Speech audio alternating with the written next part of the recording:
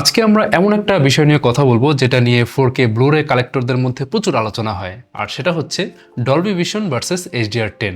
এখন জনমনে প্রশ্ন হলো, ডলবি ভিশন কি আসলেই HDR10 থেকে অনেক বেটার, নাকি এটা জাস্ট একটা প্রিমিয়াম ট্যাগ? এটা জানতে হলে আমাদের একটু ভেতরে ঢুকতে হবে।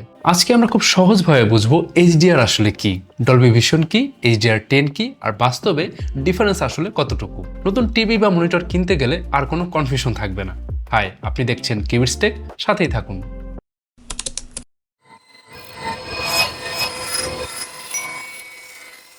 আচ্ছা, প্রথমেই তাহলে HDR দিয়ে শুরু করি। অনেকেই HDR শব্দটা শুনেছেন, কিন্তু এটা আসলে কি? HDR মানে হচ্ছে হাই ডাইনামিক রেঞ্জ।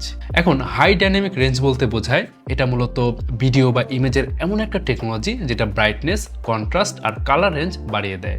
আচ্ছা, আরেকটু সহজ করে বলি, মানে খুব ব্রাইট জায়গাগুলোতে আরও বেশি ব্রাইট দেখাবে, আর খুব ডার্ক জায়গাগুলোতে আরও বেশি ডিটেল দেখাবে, আর কালারগুলো আরও বেশি ডিপ, আরও রিয়েলিস্টিক হবে। ধরেন আপনি একটা সানসেট ভিউ দেখছেন। এখন HDR মানে স্ট্যান্ডার্ড ডাইনামিক রেঞ্জ।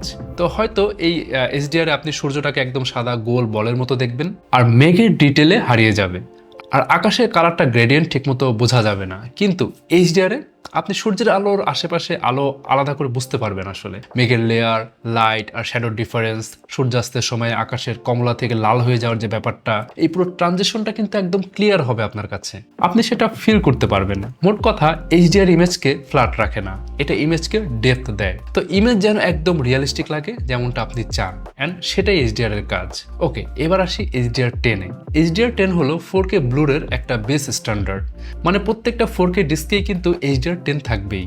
সব 4K টিভি আর 4K প্লেয়ারে এটা সাপোর্ট করে। তো HDR10 ইউজ করে 10 বিট কালার আর স্ট্যাটিক মেটাডেটা। এখন স্ট্যাটিক মেটাডেটা ব্যাপারটা আসলে কি, এটা ভালোভাবে শুনুন, খুব ইন্টারেস্টিং। তো স্ট্যাটিক মেটাডেটা, এটার মানে হলো পুরো সিনেমার জন্য একেবারে ব্রাইটনেস আর কালার সেটিং সেট করা হয়। তো এভাবে মিলেমিশে এলো অ্যাডাপটিভ সিং বা ভেরিয়েবল রিফ্রেশ রেট। মানে সিনেমার শুরুতেই ঠিক করা হলো এই পুরো সিনেমা এই ব্রাইটনেস, এই কন্ট্রাস্ট, এই কালার ম্যাপিং এ চলবে। তারপর পুরো সিনেমা সেই অনুযায়ী চলবে। তো সিন অনুযায়ী আলাদা আলাদা করে কিন্তু অ্যাডজাস্ট করবে না। তো এটা কিন্তু রিলায়েবল, ইউনিভার্সাল আর সব জায়গায় কাজ করে। কিন্তু সমস্যা হলো, ধরুন একটা সিনেমা লাইক ইন্টারস্টেলার, অর্ধেকে খুব ব্রাইট সিন আছে আর অর্ধেকে খুব ডার্ক সিন। তো HDR10 একবারে কিন্তু এখানে সেট করা হয়েছে। তো পুরো সিনেমা কিন্তু সেই অনুযায়ী চলবে, মানে সিন অনুযায়ী নিজেকে অ্যাডজাস্ট করতে পারবে না। তো এখানেই সলিউশন হিসেবে আসে ডলবি ভিশন।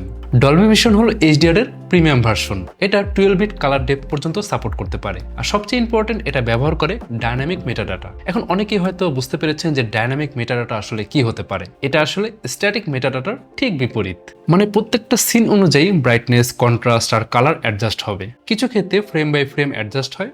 বিষয়টা ঠিক এমন মনে হয় যে আপনার কাছে একজন ভার্চুয়াল ডিরেক্টর নিজে বসে সিন অনুযায়ী ইমেজ ফাইন টিউন করছে আর কি। এই জন্য কিন্তু আমরা ডলবি ভিশনে ডার্ক সিন আর ব্রাইট সিনে কিন্তু আলাদা রকম ম্যাপিং দেখতে পাই। তো এই ডাইনামিক অ্যাডজাস্টমেন্টটাই ডলবি ভিশনের সবচেয়ে বড় পাওয়ার। তবে ডলবি ভিশনের রিয়েল কম্পিটিটর হলো HDR10+, যেটা স্যামসাং আর অ্যামাজন তৈরি করেছে।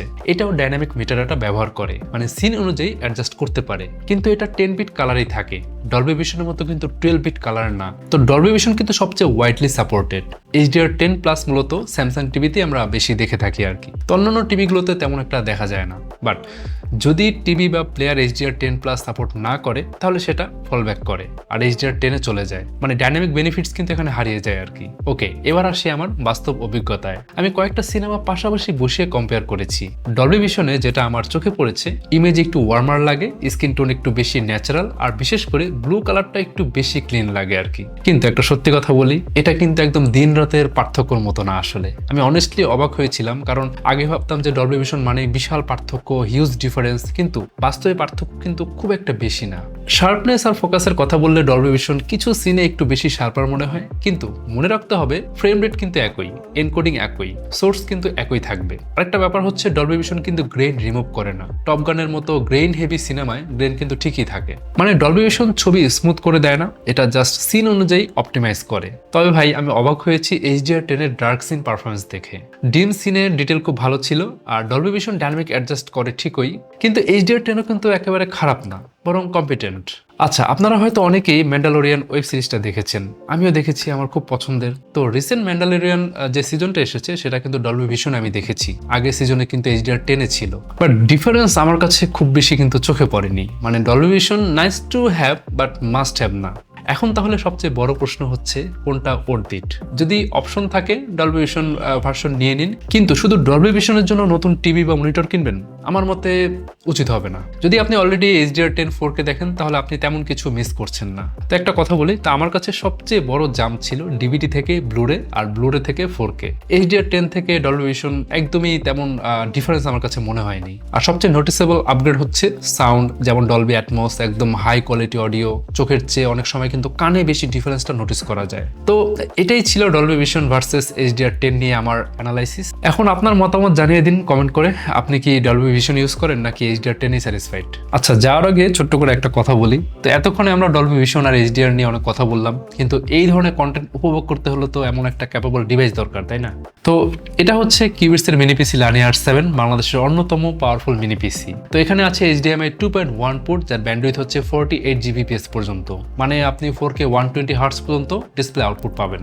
যেসব মনিটর ডলবি ভিশন বা HDR10 সাপোর্ট করে, এই মিনি পিসির সাথে সেগুলোর কম্বিনেশন হবে একদম পারফেক্ট। আরো বিস্তারিত জানতে ভিজিট করতে পারেন kibits.io। ওকে, আজকে ভিডিওটা তাহলে এই পর্যন্তই। যদি ভিডিও ভালো লাগে অবশ্যই শেয়ার করতে ভুলবেন না, আর যে কোনো কোয়েরি থাকলে অবশ্যই কমেন্ট করবেন। আজ তাহলে যাচ্ছি, দেখা হবে পরে কোনো ভিডিওতে।